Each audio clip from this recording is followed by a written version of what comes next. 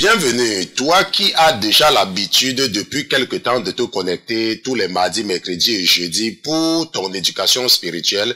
Bienvenue, toi qui te connectes depuis des mois, depuis des années maintenant, chaque semaine pour t'éduquer spirituellement. Bienvenue, vous qui avez pris l'habitude de vous retrouver derrière cette tablette, derrière cet ordinateur, quelque part du côté des îles françaises pour votre éducation spirituelle. Bienvenue ma soeur, bienvenue mon frère, bienvenue si c'est la première fois pour toi de te connecter en direct parce que tu avais déjà l'habitude de nous écouter en différé, mais ce soir tu as décidé que tu vas nous écouter et vivre avec nous l'ambiance du direct de l'étude biblique. Bienvenue à tous. Je remercie le Seigneur Jésus-Christ pour vos vies. Je remercie le Seigneur Jésus-Christ pour ta vie. Je le remercie d'avoir mis dans ton cœur, dans vos cœurs, de vous intéresser à la spiritualité.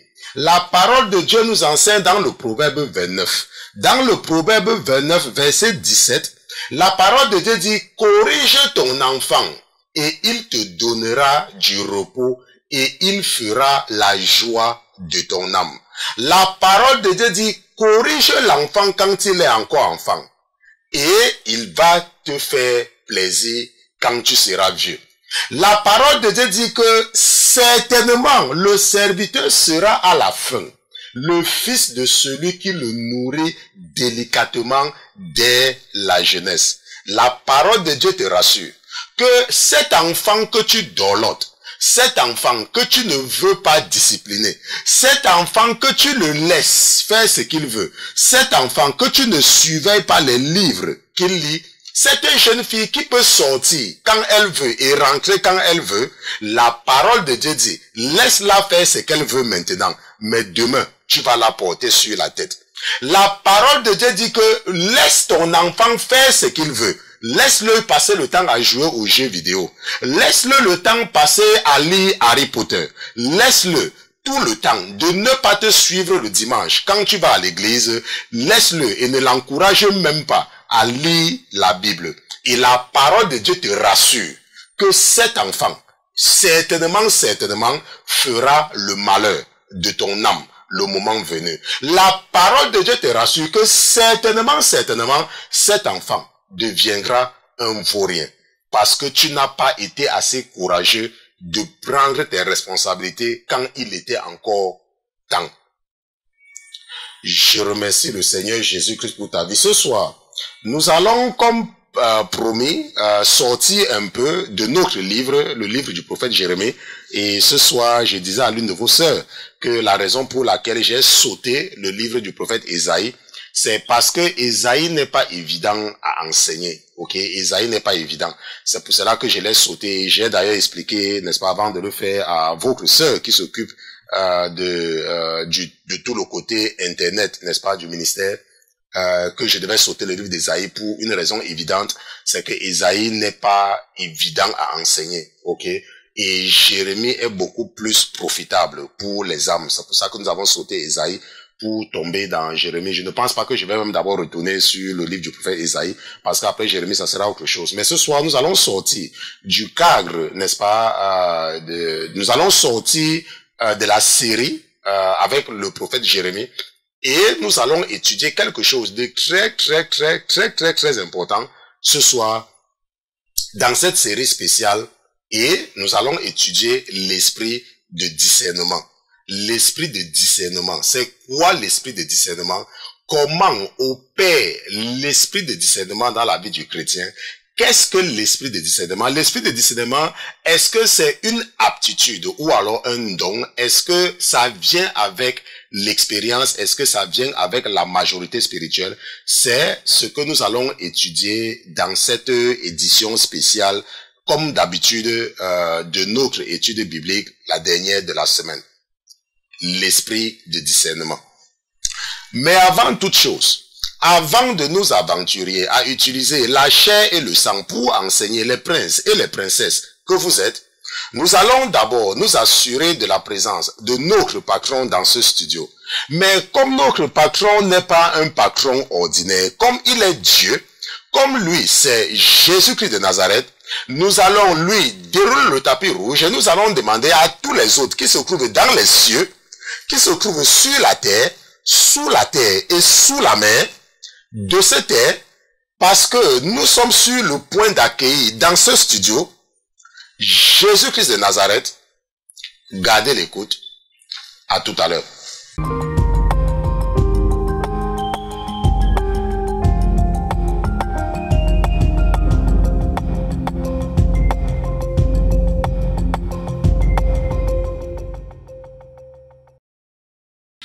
Seigneur Jésus, nous voulons te chanter un chant d'amour.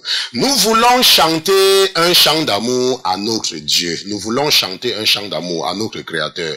Nous voulons, mon Dieu, mon roi, te renouveler ce soir. Notre amour, notre affection, nous voulons te le renouveler parce que tu es digne d'être adoré, tu es digne d'être loué, tu es digne d'être glorifié. Tu es digne, mon Dieu, mon roi, parce que c'est toi qui nous as d'abord aimés. Tu nous as aimés par le fait que lorsque nous étions encore sous la condamnation de la malédiction, tu es devenu malédiction pour nous, car ta parole nous enseigne que maudit est celui qui est pendu au bois, et toi, tu as été pendu au bois à la croix du calvaire. Ce soir, mon Dieu, mon roi, permets que nous venions devant toi, malgré toute la saleté qui nous couvre, permets que nous venons devant toi, malgré toutes ces saletés pour te louer, mais au préalable, permets-nous également d'user du sang précieux qui a été versé à la croix du calvaire, ce sang qui nous purifie, qui nous sanctifie et qui nous rend dignes de nous présenter devant le Dieu qui est saint, devant le Dieu d'Abraham, devant le Dieu d'Isaac, devant le Dieu de Jacob. Nous venons en la présence du Dieu de Moïse ce soir, nous venons à la présence du Dieu d'Élie, du Dieu d'Élisée, nous venons à la présence du Dieu de Malachie.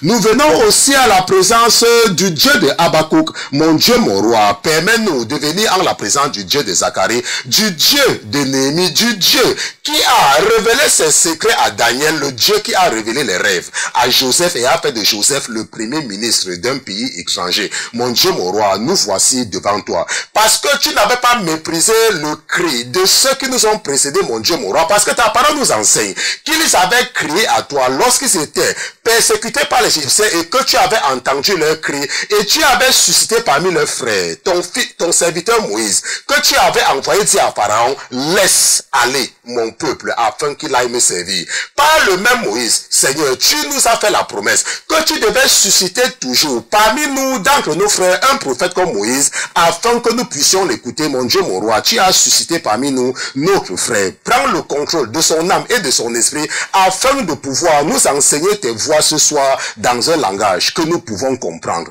Ne nous parle surtout pas dans un langage angélique, encore moins dans un langage divin. Mon Dieu, mon roi, nous avons besoin d'un jour. Nous voulons un jour chanter avec les anges au paradis. Nous voulons un jour voir le Dieu qui réside parmi les chérubins. Nous voulons chanter avec les séraphins. Seigneur Jésus, ce n'est que ton esprit qui peut nous permettre d'être connectés avec l'esprit du Créateur. Ce n'est que ton esprit qui peut nous permettre de comprendre les oracles et les mystères que tu as cachés à ceux-là qui se croient sages alors qu'ils sont fous. Mon Dieu, mon roi, merci pour ta présence dans ce studio ce soir. Merci d'avoir reçu avec faveur la requête qui t'a été présentée pour mes frères et pour mes sœurs. Mon Dieu, mon roi, merci d'avoir humé cette requête comme un parfum odoriférant, comme tu avais humé le sacrifice d'Abel. Pour cela, je te dis merci. Au nom de Jésus-Christ, ton serviteur et tes enfants, d'une seule fois, nous te disons Amen, Amen, Amen, Amen.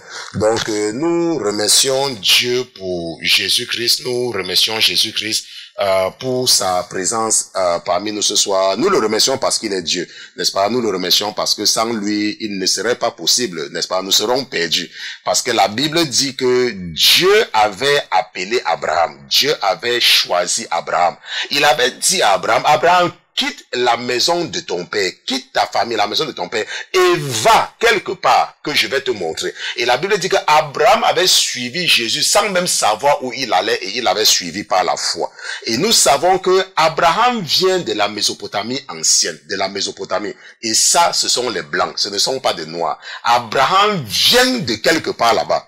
Ok, il vient de quelque part. Mais à cause de Jésus-Christ, nous qui sommes noirs, nous pouvons espérer. Il nous a donné de l'espoir d'être co-héritiers avec Jésus-Christ. D'être co-héritiers de Dieu avec Jésus-Christ. C'est Jésus qui nous donne cette opportunité. Bien évidemment, à ceux qui vont croire. Donc c'est pour cela que nous devons toujours être reconnaissants à Jésus-Christ pour tout.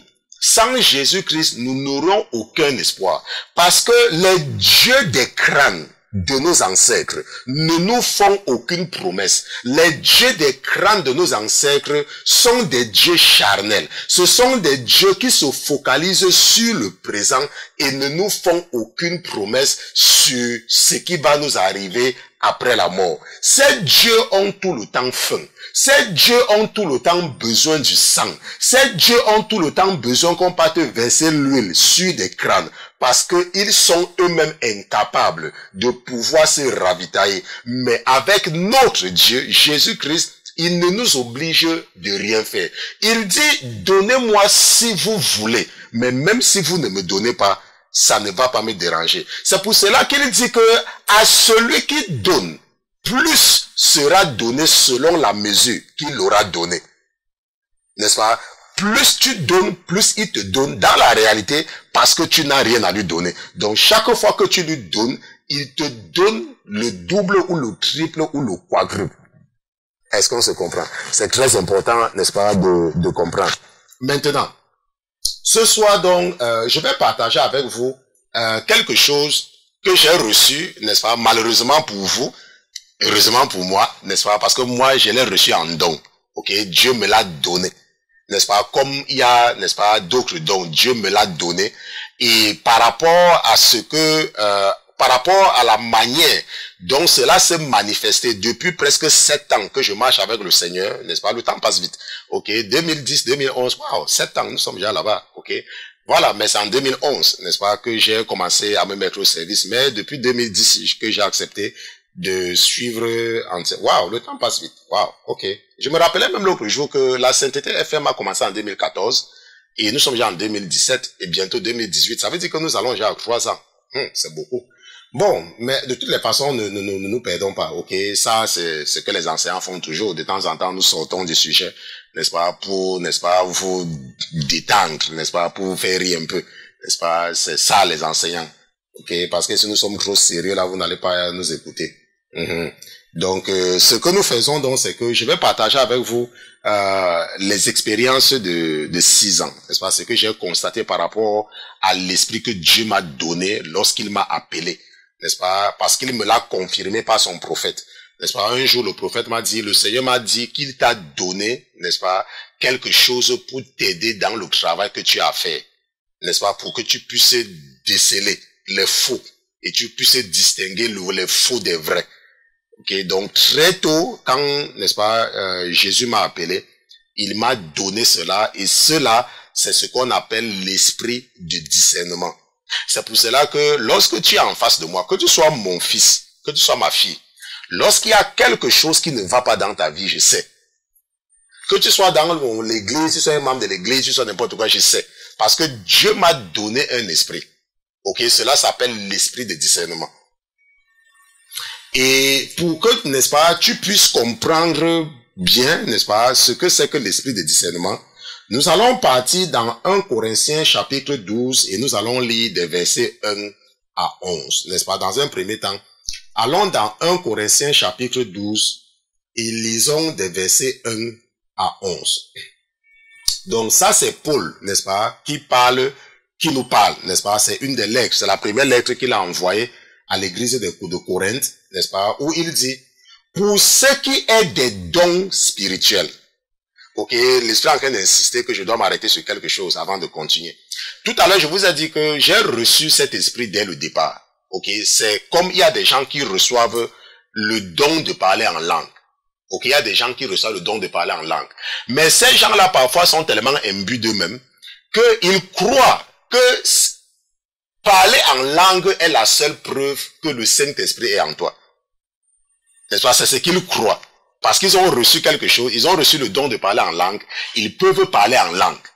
Et pour eux donc, parce que dans la Bible dit à plusieurs endroits que, n'est-ce pas, quand les gens reçoivent le Saint-Esprit parlent en langue, eux, ils croient que toute personne qui reçoit le Saint-Esprit parle en langue. J'ai même fait un enseignement là-dessus. Je ne pense pas qu'on avait déjà la vidéo où j'ai prouvé que ce ne sont pas tous ceux qui sont dotés de l'Esprit de Dieu qui parlent en langue. N'est-ce pas? Le parler en langue est un don. N'est-ce pas? Ce n'est qu'un don. La preuve, à aucun endroit dans la Bible nous dit que Paul a parlé en langue.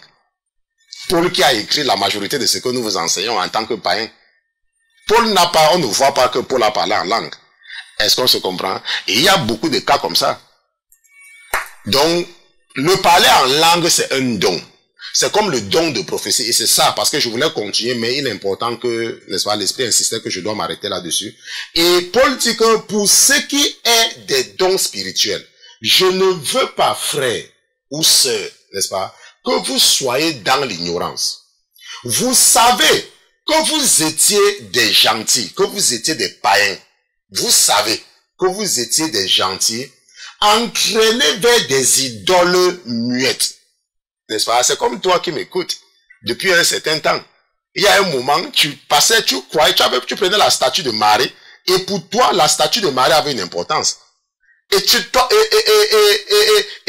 parce que tu étais captif, tu ne pouvais pas toi-même réfléchir que, mais ça c'est qu'une statue que je peux même taper par terre.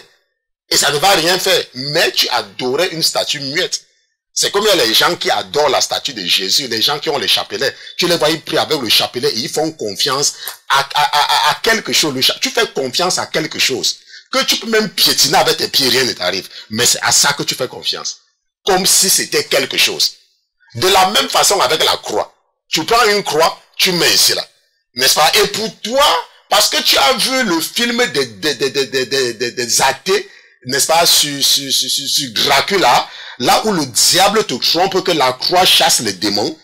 Toi, quand tu as une croix, tu mets la croix. Pour toi, la croix là est importante. Ça a quelle importance? Quelque chose que ce n'est que le fer, quelque chose que ce n'est que le bois. La Bible dit que je ne veux plus que tu sois ignorant, n'est-ce pas? Et que tu ne sois plus entraîné par des idoles muettes. Selon qu'on vous menait, c'est parce que tu es né dans une famille où on t'avait enseigné comment prier les saints qui sont morts. C'est parce que tu es né dans une famille où ta mère a commencé à t'amener à adorer, n'est-ce pas, un démon qui a le nom de Marie. Est-ce que tu comprends? Donc tu étais entraîné. Mais Paul dit, parce que tu m'écoutes ce soir, qu'il ne veut plus que tu sois entraîné par ces idoles muettes-là. Parce que ça ne parle pas. Ça ne parle pas. Si quelque chose ne peut pas parler, si quelque chose a été fabriqué par un homme, ça peut avoir quel pouvoir? La statue de Jésus que tu as là, la statue de Marie, le chapelet que tu as là, qui a fabriqué ça? C'est un homme qui est resté quelque part, il a fabriqué quelque chose, et toi, tu fais confiance à cette chose. Comme si ça avait un pouvoir. Ça n'a aucun pouvoir. La preuve, c'est que je suis en train de dire que ça n'a pas de pouvoir, et rien ne m'arrive. Moi, voici, je suis en train de te parler. Je suis en train de dire que la statue, que Marie est un démon. Et rien ne m'arrive, je suis en train de te parler. Si Marie avait le pouvoir, quelqu'un vient d'arrêter le micro, je vois rien, il n'y a rien qui va m'arriver. Et ça fait des années que je vous enseigne par rapport à cela. Est-ce que tu comprends? Donc il ne faut plus continuer à perdre ton temps dans l'idolâtrie. Est-ce que tu me comprends? Ne perds plus ton temps dans l'idolâtrie. Tes parents, par leur ignorance, t'avaient entraîné. Mais toi, tu as fréquenté. Mais toi, tu as même fréquenté plus que tes parents. Donc tu as plus d'intelligence pour pouvoir comprendre. Et c'est pour cela que nous enseignons ce soir l'esprit de discernement. Tu peux discerner. Tu peux toi-même voir que ce n'est que la statue. Ce n'est qu'une statue.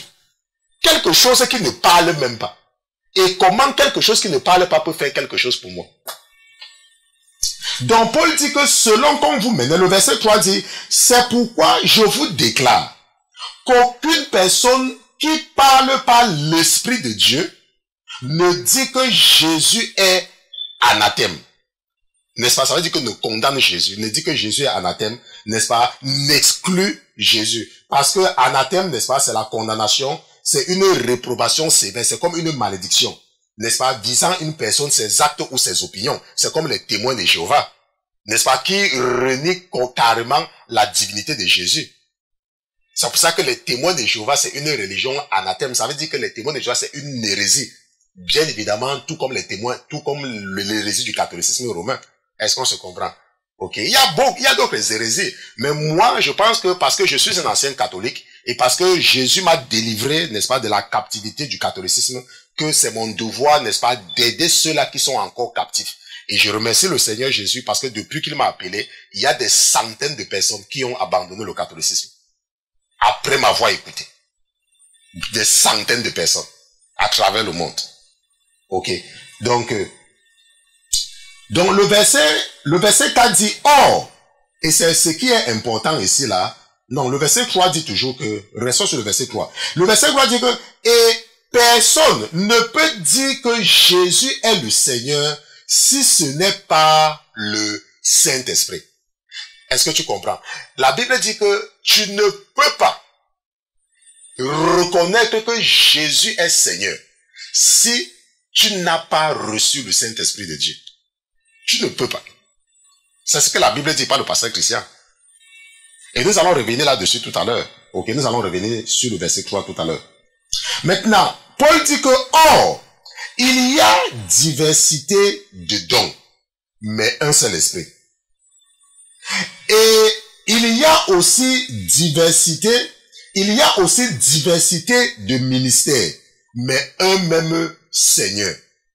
Donc toi qui m'écoutes et que tu crois que tous les pasteurs vont prêcher comme toi, parce que toi tu as l'habitude seulement de prêcher sur la sanctification, oh les femmes doivent pas faire ceci, les femmes doivent... Maintenant quand un pasteur ne prêche pas par rapport à ça, toi tu dis que c'est un pasteur du diable. Il faut te méfier. La Bible dit qu'il y a diversité de ministères. Ça veut dire quoi? Ça veut dire qu'il peut avoir un pasteur qui a reçu le don seulement d'encourager les enfants de Dieu. Seulement, c'est son ministère. Il peut seulement dire que, oh, aujourd'hui, Dieu va te bénir. Oh, qu'est-ce que tu as vu? Oh, il prend les exemples. Comment David était seulement un truc. Et il dit que comme Dieu a fait que David part de la bergerie pour être roi là, je prie que demain là, toi-même tu seras un roi. C'est l'esprit qu'il a reçu. D'encourager les enfants de Dieu. Mais toi, tu penses que tout le monde va parler de l'enfer? La Bible dit, c'est pour le pasteur Christian, il y a, verset 5, 1 Corinthiens chapitre 12, verset 5, il y a aussi diversité de ministères, mais un même Seigneur. C'est pour ça que je vous dis que, lorsque vous êtes ignorant, lorsque tu ne connais pas, tu peux être amené à faire des erreurs quand tu ne connais pas. Est-ce que tu me comprends? C'est pour ça que parfois je vous dis, il ne faut jamais parler mal d'un pasteur. Parce que tu es ignorant et peut-être tu n'étais pas au courant de 1 Corinthiens chapitre 12 verset 5. Quand tu te rends compte qu'un pasteur passe seulement le temps à prêcher sur la bénédiction, tu dis que c'est un pasteur du diable. Qui t'a dit ça? Qui t'a dit que tout le monde a reçu le même ministère? Tout le monde n'a pas reçu le même ministère. Il y a des gens qui ont reçu le ministère d'encourager les enfants de Dieu. Il y a les gens qui ont reçu le ministère de démontrer, n'est-ce pas, la puissance de la foi aux enfants de Dieu. C'est leur ministère. Donc c'est pour ça que je dis toujours que si le message d'un pasteur ne te plaît pas, s'il te plaît, ne parle pas de ça. Tourne ton dos, va écouter ce qui t'intéresse. Parce que son ministère peut-être ne t'intéresse pas. Ce n'est pas à toi que son message s'adresse. La Bible dit, donc au verset 5, il y a aussi diversité de ministères, mais un même Seigneur. Le verset 6 dit, il y a aussi diversité d'opérations, mais c'est le même Dieu. Il y a aussi diversité d'opérations, mais c'est le même Dieu. Donc le pasteur Georges peut insister sur l'amour. Le pasteur Christian insiste sur la sanctification. Le pasteur Martin, n'est-ce pas, insiste sur, n'est-ce pas, les manifestations des démons. N'est-ce pas, plusieurs modes d'opération pour rendre les enfants complets. Donc ce n'est pas parce que le pasteur Christian ne parle pas de certaines choses, ou alors ce n'est pas parce que le pasteur Martin ne parle pas de certaines choses, que tu dois te dire que non, le pasteur Martin est un faux pasteur, et tu attires la malédiction sur toi. Parce que quand tu le fais par ignorance, tu es en train d'offenser l'Esprit de Dieu qui est dans le pasteur Martin. Et la Bible dit qu'il y a donc diversité d'opérations, mais c'est le même Dieu qui opère toutes choses en tous. Or, la manifestation de l'Esprit est donnée à chacun pour l'utilité commune. Car la parole de sagesse est donnée à l'un par l'Esprit, La parole de science est donnée à l'autre par ce même esprit. Un autre reçoit la foi par ce même esprit. Un autre reçoit du même esprit le don de guérir. Un autre, les opérations des miracles. Un autre, la prophétie. Un autre, le discernement des esprits. Un autre, la diversité des langues. Et un autre, le don d'interpréter les langues. Mais un seul et même esprit opère toutes ces choses, distribuant à chacun ses dons comme il lui plaît. J'espère que tu as compris. Ok, parce que là j'allais doucement pour que tu puisses comprendre. Je n'ai pas besoin, n'est-ce pas, de relire. Mais ce qui nous intéresse beaucoup ce soir, c'est surtout le verset 10. Parce que le sujet de notre étude biblique de ce soir, c'est l'esprit de discernement. Et comme c'est au verset 10 qu'on en parle, la Bible dit que un autre reçoit le don pour opérer des miracles. Un autre, le don de prophétie. Un autre, le discernement des esprits. Un autre, la diversité des langues. Et un autre, le don d'interpréter les langues. Donc la Bible dit donc que le discernement est un don de Dieu. Ça veut dire que Dieu peut te donner le don de discerner les esprits. Ça veut dire que d'identifier les faux chrétiens des vrais chrétiens. D'identifier facilement ce qui est vrai de ce qui est faux. C'est comme moi. Lorsque je regarde une vidéo, comme, n'est-ce pas, il y a beaucoup d'adeptes du diable qui font des vidéos et ils parlent de Jésus dedans. N'est-ce pas? Dès que j'écoute une vidéo pendant quelques secondes, je zappe. Si ce n'est pas inspiré par le Seigneur, je passe sur ça. Immédiatement, l'esprit me dit que tourne ça. Est-ce que tu comprends? Lorsque j'ai affaire à quelqu'un, tu peux croire par exemple que le pasteur Christian il est bête, non. Quand j'ai affaire à quelqu'un, je sais si l'esprit de Dieu est en toi ou pas. Et nous allons voir tout à l'heure, par des exemples, comment, parce que c'est ça que je veux partager avec certains parmi vous, comment détecter les faux chrétiens. N'est-ce pas? Donc, maintenant, nous avons donc vu au verset 10, dans 1 Corinthiens chapitre 12, que Dieu peut donner à certaines personnes le don pour discerner l'esprit. Maintenant, c'est quoi le discernement? Nous sommes en train de parler du discernement depuis, mais c'est quoi le discernement? Le discernement, c'est l'action de discerner. N'est-ce pas, le discernement? C'est l'action de discerner. Maintenant, c'est la capacité à apprécier avec justesse et clairvoyance une situation. Est-ce qu'on se comprend? Et d'apprécier des faits. Donc c'est la capacité à apprécier avec clairvoyance et avec justesse une situation. La capacité de pouvoir apprécier des faits avec justesse, avec clairvoyance. Ça veut dire que tu es en face d'une situation. L'esprit de discernement t'aide à juger avec justice. Ça veut dire à reconnaître ce qui est vrai et ce qui est faux. Ça, c'est le discernement. Maintenant, discerner également a pour synonyme la clairvoyance, le flair. Ça veut dire que tu sens. Tu sens. Quand quelque chose est faux, tu sens. N'est-ce pas, le flair, le jugement, la raison et la vision. Ça veut dire que lorsque tu as l'esprit de discernement, n'est-ce pas, ça t'aide aussi à avoir une certaine vision. Ça veut dire que ça t'aide à ne pas faire ce qu'on appelle la navigation à vue. Ça veut dire que tu avances seulement. Tu vas seulement à l'église. Tu ne sais même pas pourquoi tu vas à l'église. Si on te demande que pourquoi est-ce que tu vas à l'église tous les dimanches, tu ne peux même pas dire. Parce que tu n'as pas de vision. N'est-ce pas? Tu fais ce qu'on appelle la navigation à vue. Tu es ce que nous avons appelé hier un aventurier spirituel. Qui ne sait même pas là où il est en train de partir. Est-ce qu'on se comprend? Parce que l'esprit de discernement te manque. Bon, maintenant, c'est quoi discerner?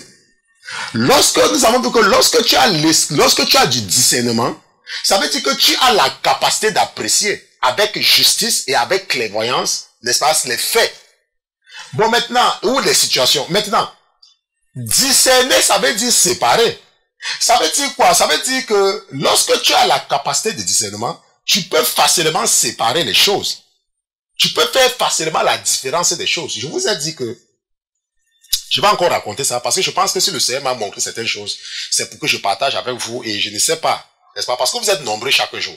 Chaque jour, je reçois au moins un message que quelqu'un s'est abonné sur notre site, sur YouTube, la Sainteté TV. Donc, c'est pour ça que peut-être la personne qui s'est abonnée aujourd'hui n'a pas encore écouté ceci. Donc, c'est pour ça que parfois, je suis obligé de me répéter. Ça ne me plaît pas de me répéter tout le temps, mais je me répète quand même. Je vous ai dit que c'est comme un jour, le Seigneur m'a amené, n'est-ce pas? Il m'a amené quelque part. Je ne dis pas que c'était au paradis. OK? Où il me montrait, n'est-ce pas, les différents modes opératoires des hommes de Dieu. Je vous ai dit, certains qui marchaient sur les serpents, certains qui mangeaient les serpents, certains qui nageaient dans l'eau, certains qui, n'est-ce pas, baptisaient les gens dans l'eau qui bouillait, certains qui avaient des chorales qui frappaient. Il y avait des catégories. Je leur ai posé la question. Quand je me suis rendu compte, même comme j'étais un enfant, je ne comprenais pas grand-chose. Je lui ai demandé, mais Seigneur, pourquoi est-ce que tu permets à tout ce monde de commettre tout ça dans ta cour? Il m'a dit, je veux seulement que tu observes, regarde seulement.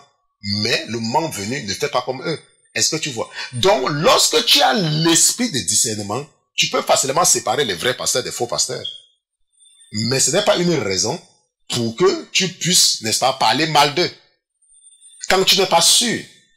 Moi, la raison pour laquelle je fustige les prêtres de l'hérésie du catholicisme romain, parce que c'est de l'hérésie. N'est-ce pas? Il n'y a aucun parmi eux qui a l'esprit de Dieu. Personne qui a l'esprit de Dieu n'est catholique. C'est pour ça que je sais, parce que la Bible dit que si tu sais que quelqu'un est un faux prophète, n'aie pas peur de lui. Donc je n'ai peur d'aucun prêtre, puisque le prêtre n'a aucun pouvoir. Même sa magie qu'il a, c'est pour les gens qui n'ont pas le Saint-Esprit. Sa magie ne peut même pas me toucher. Est-ce que tu comprends? C'est pour ça que je dis que les prêtres, ce sont des hérétiques. Parce que ce sont des ignorants, ils ne lisent même pas la Bible. Ok, je le dis.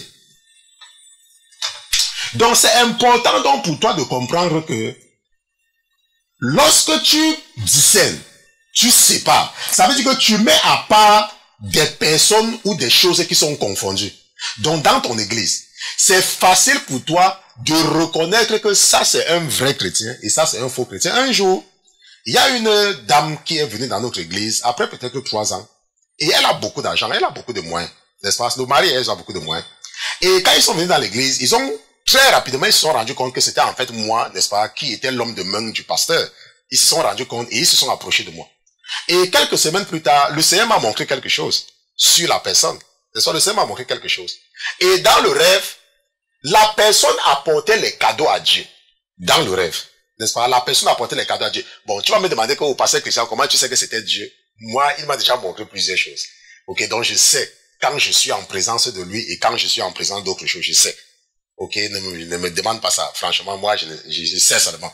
Ok, c'est comme je sais que voici la mangue, voici la mandarine.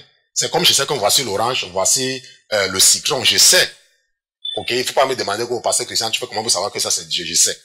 N'est-ce pas? Plusieurs fois, quand le Seigneur m'a permis, n'est-ce pas, quand il m'a amené là où je l'ai vu, ok, c'est toujours quelqu'un de très grand assis sur un siège. Géant, tu ne peux pas voir son visage, mais tu peux sentir la forme humaine. Tu sens, tu vois que ça c'est une forme humaine. N'est-ce pas? Et lorsqu'il m'a donc montré, il m'a montré cette dame qui venait lui donner les choses, qui venait déposer les cadeaux à ses pieds.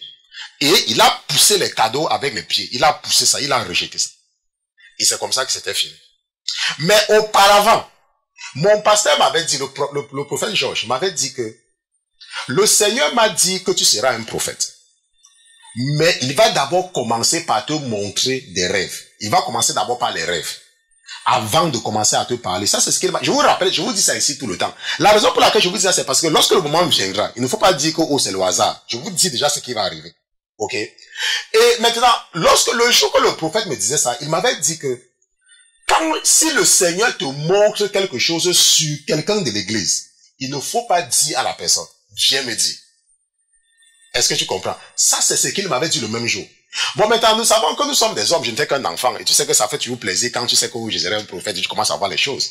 Lorsque j'ai vu cette scène, lorsque le Seigneur m'a révélé ça, qu'est-ce que j'ai fait? J'ai couru pour aller dire à la personne. Et qu'est-ce que vous imaginez que la personne a fait? Puisque c'était pas un bon rêve. La personne est partie dire au pasteur ce que je lui ai dit. Et le pasteur s'est fâché contre moi, et naturellement. Et j'ai quand même retenu la leçon. Même si par la suite, les actes de la personne prouvent le rêve que j'avais fait. Les actes de la personne prouvent. Et même mon pasteur maintenant voit que cette personne, n'est-ce pas, est ce qu'elle est. Est-ce qu'on se comprend? Donc, lorsque Dieu te donne le discernement, lorsque c'est un, je vous ai dit que c'est un don. Parce que il y a des gens qui sont tellement doués dans le camouflage. Ça veut dire qu'il y a les gens qui sont très avancés dans le satanisme. Très avancés. Et ils reçoivent les enseignements très avancés. Et ils savent comment détruire les églises. Et ils savent que lorsqu'ils arrivent dans une église, la première chose qu'ils doivent faire, c'est qu'ils doivent mettre les responsables de l'église dans leur poche, en leur donnant de l'argent de temps en temps. C'est pour ça que moi, si vous me connaissez, je n'accepte jamais de l'argent de quelqu'un. Et la raison, c'est parce que Dieu m'a déjà d'ailleurs béni. Si quelqu'un fait un don à mon ministère, je prends le don. Si après un temps, le Seigneur met dans mon cœur d'aider un orphelinat, j'envoie un orphelinat. Ou alors, s'il y a un matériel qui manque, j'achète le matériel. Ok, c'est pour ça que par exemple dans mon église, aucun membre de mon église ne connaît la date de mon anniversaire. Aux personnes. Et je me rappelle une année, il y a un membre qui était parti fouiller dans ma page Facebook. Et le jour là, j'arrive à dire, oh, j'ai un anniversaire, passez. Je suis parti, j'ai bloqué parce que sur Facebook, tu peux bloquer. On ne voit rien sur ton... J'ai bloqué ça. Est-ce qu'on se comprend? Donc, l'esprit de discernement, c'est un esprit qui t'aide à être alerte. Ça te permet de discerner. Et nous sommes en train de dire que discerner, c'est de séparer. C'est de mettre à part des personnes ou des choses qui sont confondues. Tout le monde vient à l'église. Les vrais, les faux viennent. Et le discernement t'amène à les séparer. Maintenant, quand tu les sépares, c'est comme moi, un jour, je ne sais pas, j'ai effacé le message, n'est-ce pas? Parce que mon pasteur et moi, nous sommes tellement complices, que un jour, le Seigneur m'a permis de détecter les francs-maçons dans mon église. N'est-ce pas? Ils étaient là, ils étaient en train de causer, et je passais, j'ai entendu la conversation. Ou l'autre disait que non, dans notre loge, j'ai entendu, non, pas ce que j'ai entendu. Et immédiatement, j'ai pris mon téléphone, j'ai texté tout le nom à mon pasteur. Oh, pasteur, est-ce que c'est que tel, et les francs-maçons? Bon, maintenant, mais eux, ils ne savent pas que je sais qu'ils sont francs-maçons. Mais moi, je sais pourquoi. Parce que je vous ai dit que c'est un don. Donc, à chaque fois que le Seigneur veut me révéler quelque chose sur quelqu'un, il s'arrange à placer la personne dans une situation de faute. Donc là, la personne a baissé les gardes et ça me permet de connaître l'identité de la personne. Maintenant, discerner veut dire également distinguer par la vue une chose ou une personne de manière à éviter toute confusion avec ce qui lui ressemble ou la cache. Est-ce que tu comprends? Je vais lire.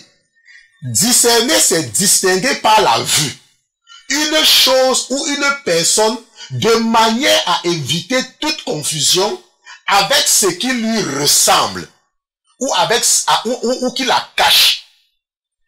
N'est-ce pas? Ça veut dire quoi? Ça veut dire que nous savons qu'il y a beaucoup d'agents du diable, de Satan dans les églises. N'est-ce pas? Beaucoup. Mais lorsque tu reçois l'esprit de discernement, le Saint-Esprit t'amène à identifier les agents du diable. Il y a un jour, je vous ai dit, il y a une femme qui est venue dans notre église, elle faisait semblant d'être malade. Elle faisait semblant. Mais le jour qu'elle est entrée dans l'église, je me rappelle aujourd'hui comme c'était encore hier. Parce que l'esprit qui est en moi me projette toujours le même jour qu'elle est entrée. Je vois même encore la façon qu'elle était habillée. Mais l'esprit a dit que ça, elle est fausse.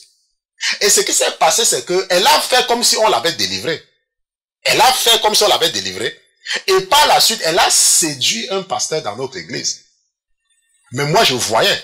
Je voulais dire au pasteur là. Mais mon esprit me retenait que non, ne dis rien. Observe. Parce que parfois, Dieu peut te permettre d'observer quelque chose pour ta formation. Seulement pour ta formation. Et ça s'est confirmé. Et quand la personne a réussi sa mission, la personne est partie. Et lorsque la personne a su que je l'avais détecté, la personne a commencé à se rapprocher, à vouloir faire de moi. Mais comme je sais déjà qui tu es, si tu viens, tu ris avec moi, je ris aussi avec toi. Je vous ai dit plusieurs fois que mentir le diable, ce n'est pas mentir. Mentir le diable, ce n'est pas... Si moi je sais que tu es faux, et tu viens, tu ris avec moi, je vais rire avec toi. Je vais même rire avec toi comme ça, jusqu'à tu vas même croire que je suis ton ami. Parce que toi, tu veux me tromper, non?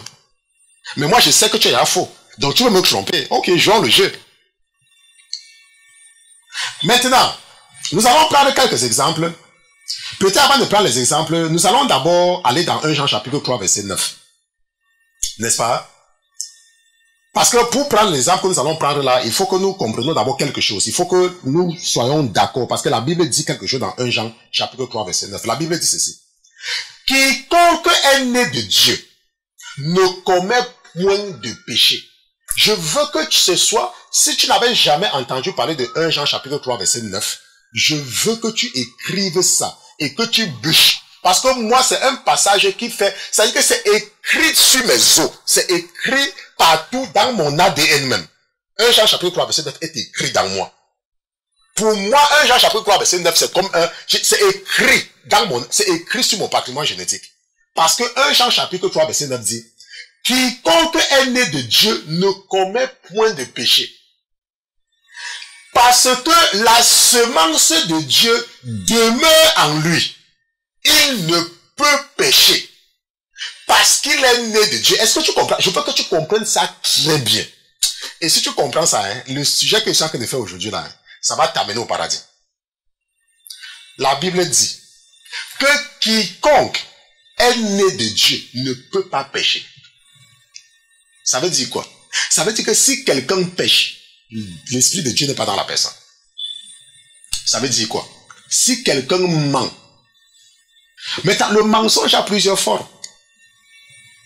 Le mensonge, quelqu'un peut par exemple te dire que, oh, ma co, si quelqu'un te dit que j'étais avec toi hier, il faut dire oui. Et la personne vient avec toi à l'église tous les jours. C'est Dieu qui t'aide à savoir que c'est un faux chrétien ou une fausse chrétienne. Parce que 1 Jean chapitre 3 verset 9 dit que celui qui est né de Dieu ne pêche pas. Parce qu'il ne peut pas. Rappelez-vous ce que nous avons vu hier avec Jérémie. Jérémie, même quand je ne veux plus, il y a quelque chose en moi. Et ce quelque chose, hier, je vous ai dit que c'est l'Esprit de Dieu qui t'empêche. Ça t'empêche seulement, ça t'empêche. Ça t'empêche de te fâcher. Ça t'empêche seulement. Lorsque tu as l'Esprit de Dieu en toi, tu ne te fâches pas. C'est comme depuis que le Seigneur m'a appelé, je ne sais même... Si moi je te dis quelque chose, ce que je fais, c'est que je te laisse, je pars seulement. Parce que je ne veux pas rester là à discuter. Ça va seulement... Je pars seulement. Lorsque tu as l'Esprit de Dieu, rien ne t'énerve. Attends, je veux que tu... Attends. Je ne sais pas, je veux que tu m'écoutes. Je veux que tu prennes ce que je te dis là au sérieux. Hein? Parce que je ne veux pas que tu crois que tu as l'Esprit de Dieu en toi. Hein? Alors que tu es en train d'aller en enfer. Ce que je te dis, c'est que si tu as l'Esprit de Dieu, tu ne te fâches pas. Ce n'est pas possible. Ce n'est même pas que tu vas d'abord te fâcher avant de ne plus. Tu ne peux même pas te fâcher. Lorsque l'Esprit de Dieu est dans toi. Parce qu'il y a des gens parfois, et je remercie le Seigneur, n'est-ce pas, pour vos vies à travers le monde, n'est-ce pas, vous qui changez, parce que lorsque le Saint-Esprit vous convainc, lorsque vous écoutez souvent certaines choses que je vous dis, ça vous amène à faire un revirement de 180 degrés et à commencer à prier. Ce que je te dis, c'est que si tu crois, attends, parler en langue ne veut pas dire que le Saint-Esprit est dans toi, hein, parce qu'il y a les fausses langues. Hein. Ce que je te dis, c'est que si tu crois que tu es chrétien, et que tu te fâches encore, ce n'est pas l'Esprit de Dieu qui est dans toi. Ce n'est pas l'Esprit de Jésus. Parce que si l'Esprit de Jésus, tu ne peux pas. Ce n'est pas possible. Tu ne peux même pas te fâcher. Il n'y a rien qui peut t'énerver, rien. Quand tu te trouves devant une situation qui va peut-être t'énerver, ce que tu vas faire, c'est que tu vas seulement partir. Tu ne vas rien dire. Ça... Bon, laissez-moi, je continue. Prenons un premier exemple. Comment discerner les esprits, premier exemple.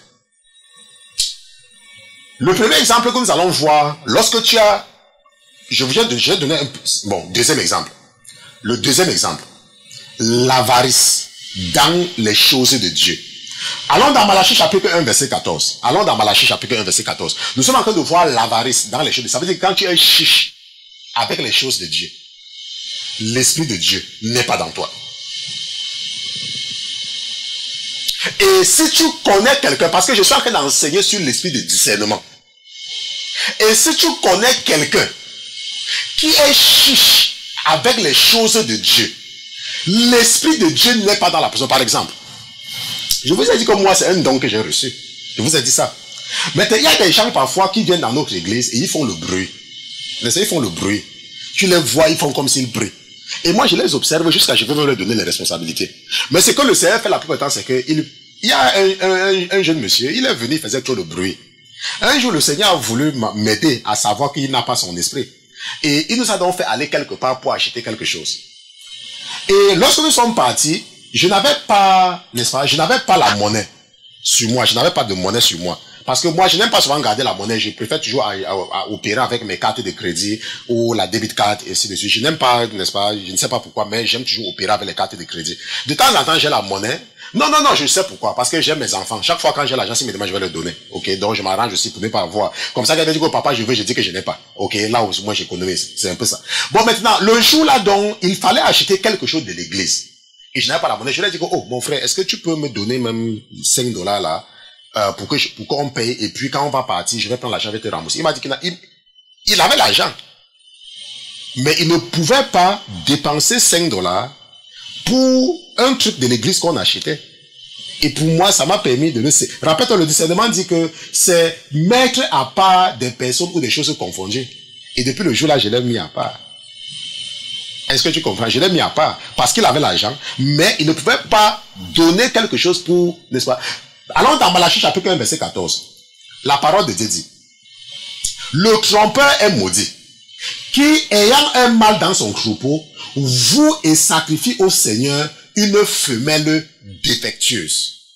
Car je suis un grand roi, dit l'Éternel des armées, mon nom est craint parmi les nations. Écoute ce que la parole dit que le trompeur est maudit, qui ayant un mâle dans son troupeau, voue et sacrifie au Seigneur une femelle défectueuse. Tu ne vas pas lire ça dans la tradition de Louis II. Louis II présente ça autrement. C'est pour ça que nous avons effacé cela, nous ne lisons même plus ça.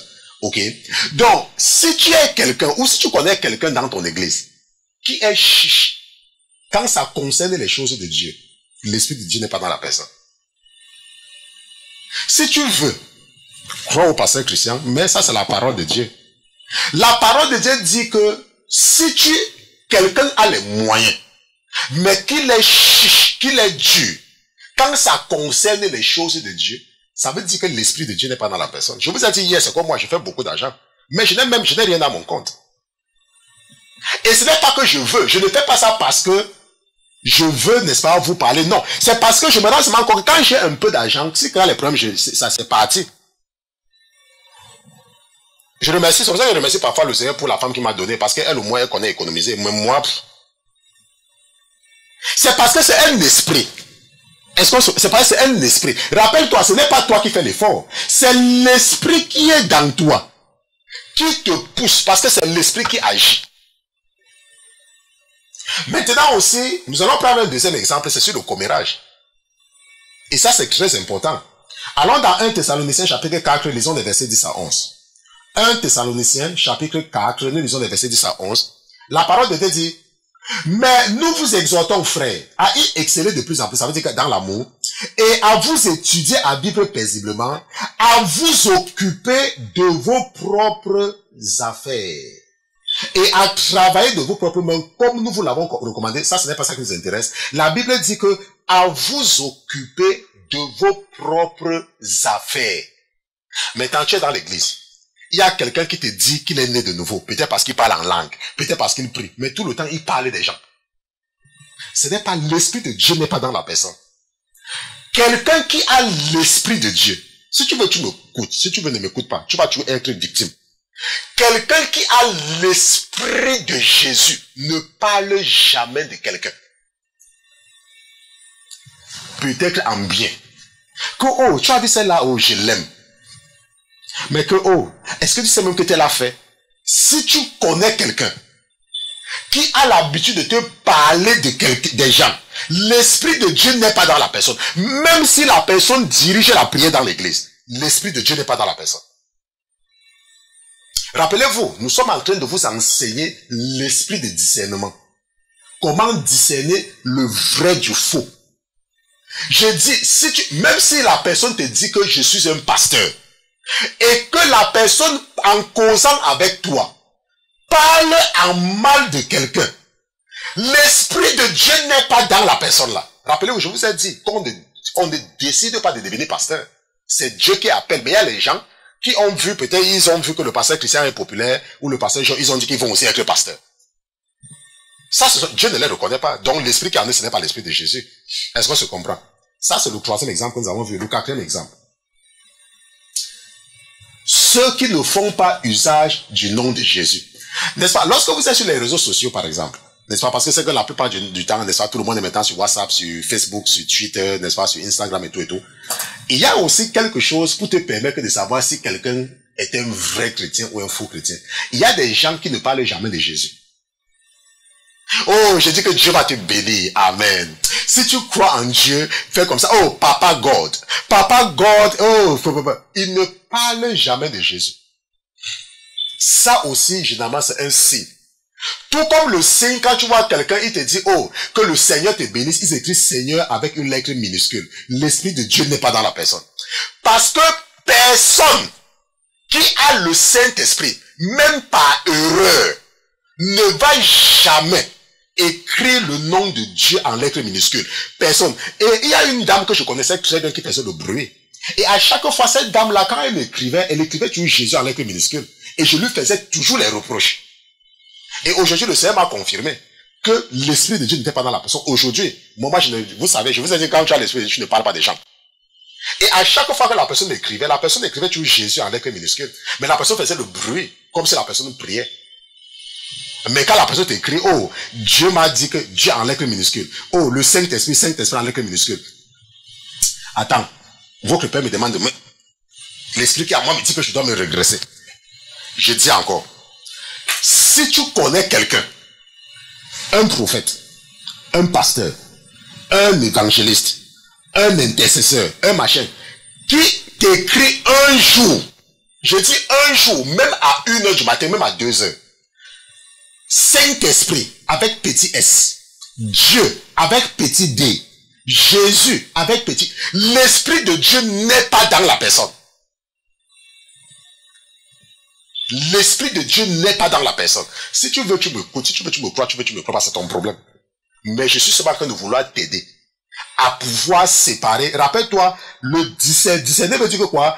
Distinguer par la vue une chose, une personne, de manière à éviter toute confusion. Séparer, mettre à part des personnes ou des choses confondues. Pourquoi? Parce que tout le monde est dans l'église. Je suis en train de t'aider avec ce que j'ai reçu comme don. Si tu veux, profite. Si tu veux, ne profite pas. Si tu es un vrai enfant de Dieu, bien évidemment. N'est-ce pas? Donc, maintenant, quelques références pour conclure. N'est-ce pas? Par rapport à l'esprit de discernement.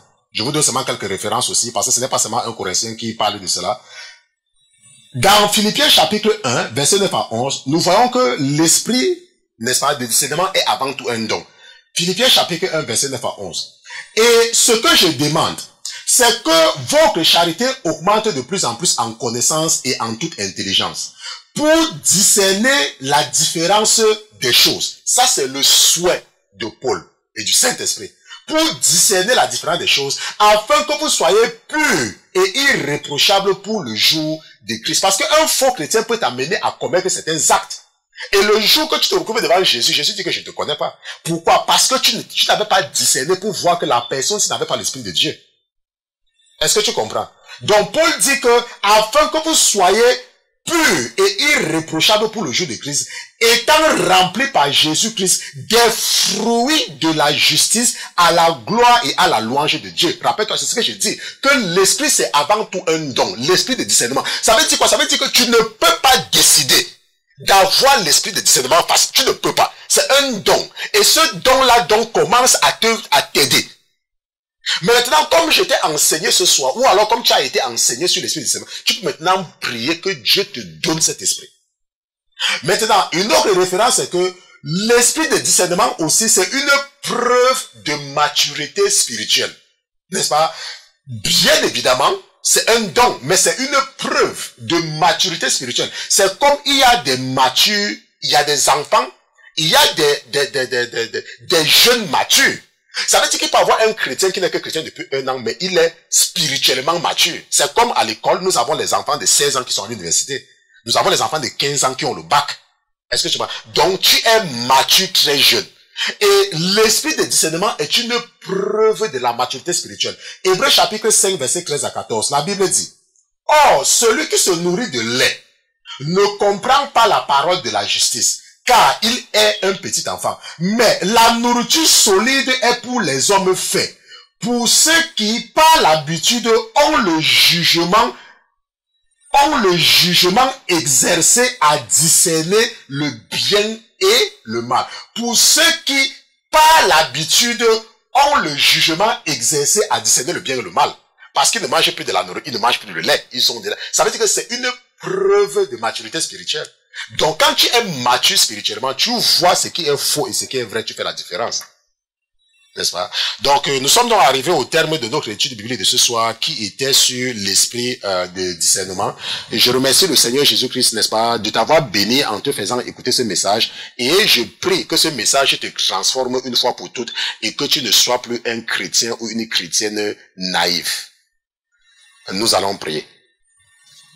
Seigneur Jésus, je te remercie d'avoir été présent toute cette semaine avec nous. Je te remercie d'avoir donné la force à ton serviteur d'être en studio mardi, mercredi et jeudi. Nous te remercions, mon Dieu, mon roi, pour ta fidélité. Nous te remercions de ne jamais mépriser nos rendez-vous hebdomadaires. Je te confie donc mes frères et mes sœurs. Mon Dieu, mon roi, je ne serai pas avec eux demain. Je ne serai pas avec eux après-demain. Je ne serai pas avec eux après-demain. Je ne serai pas avec eux après-demain. Mon Dieu, mon roi, je prie que tu veilles sur toutes ces âmes jusqu'à ce que nous nous retrouvions le jour où tu l'auras décidé, le jour qui est écrit dans les annales du Créateur des cieux et de la terre.